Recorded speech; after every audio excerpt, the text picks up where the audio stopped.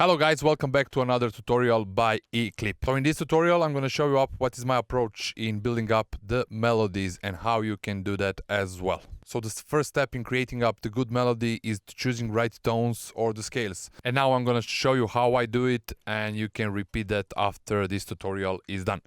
So basically, as I have here, E is the key tone of the bass line of the track. And I tried to find another tone that goes good with E, and basically I always come to that I need like 4 different chords for the whole progression, and after that you can complicate it a little bit after you have the sketch ready. So these are the 4 chords that I chose for this progression in this track, and I'll play how does it sound right now.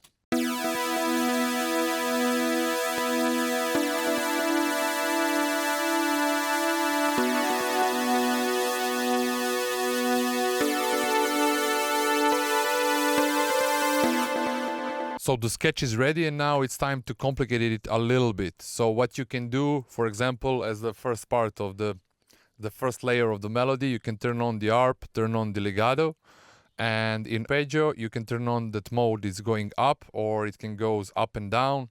You can play around with those settings and find what works for you. And for example, play 3 octaves or 2 octaves, also depends. So after we turn on the legato and arpeggio, it sounds like this.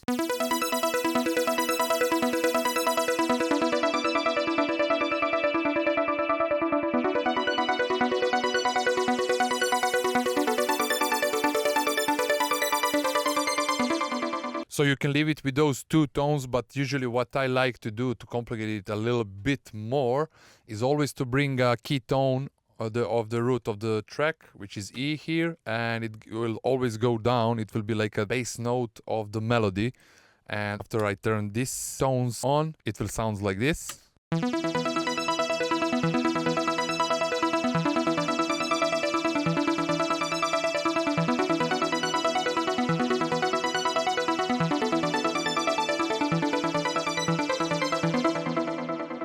And this is the first layer that is done. And for another layer, what I do, I basically have the same harp, and is the first layer, just I want to rewrite it. So I want to change a little bit. I don't want the computer to play mathematically all the tones that goes up. So basically I have the same harp here, but I wanted to choose when which tone will go, and to have ability to change sometimes so it doesn't repeat every cycle the same.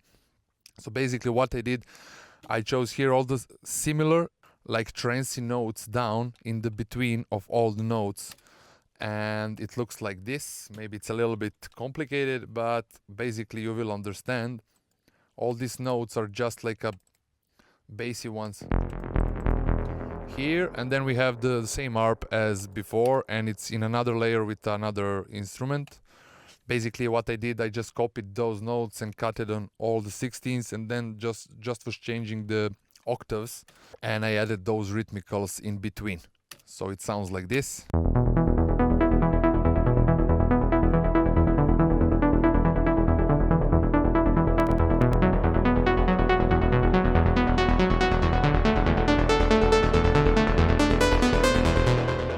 And now those 2 layers sounds together.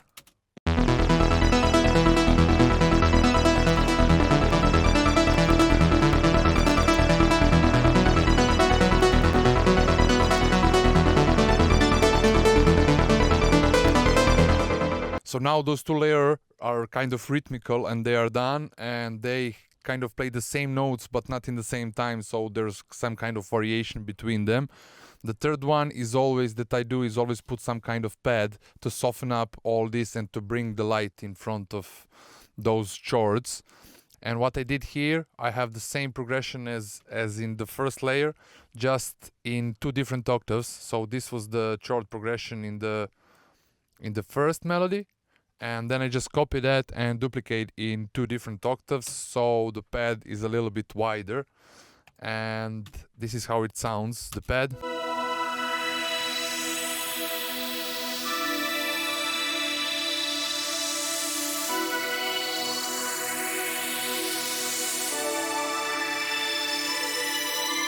The processing for the pads are usually, as I have here, the fab filter the timeless as a little bit of a delay, black hole as a reverb just to soften it up, and I always put filter after all of it so I can control the cutoff and how bright it will be the pad. So after all these plugins, it sounds like.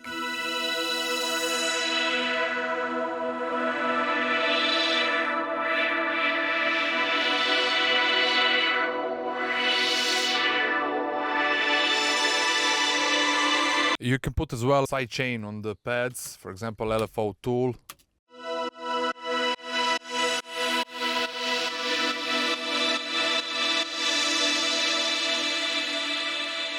So whatever it comes to your mind, you can play around and have this more complicated, and you can layer them even more and try around with the different tones, different scales, different octaves, and you will get an amazing results just by experimenting. And of course, all of those three layers together, they sound.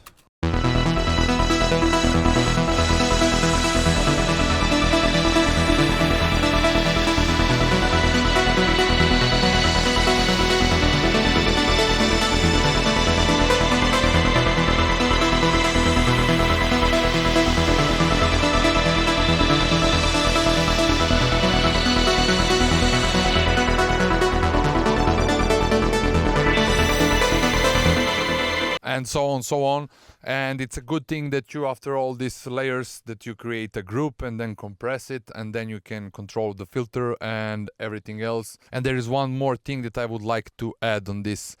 When you are trying to get those notes, be aware that this is a musical part of music production, and my advice is that you practice playing the keyboard. This is the thing that helped me a lot, like listening to any music you have in mind and trying to figure out what chords are there. That way your brain will start to realize what are the scales and how does those tone comes up. And when you, after sometimes, you will be able to straight away, if you press E tone, that you will know that B will be good for that one, and then you will try to find other tones, and then you will figure out how does the scales are working, and you will get much easier job in creating, and you will enjoy much more when you have a perfect moment for this one. And that was it for this tutorial. I hope that you like it, and stay tuned. Don't forget to subscribe and comment for what would you like next to see in my tutorials. So until the next time, bye.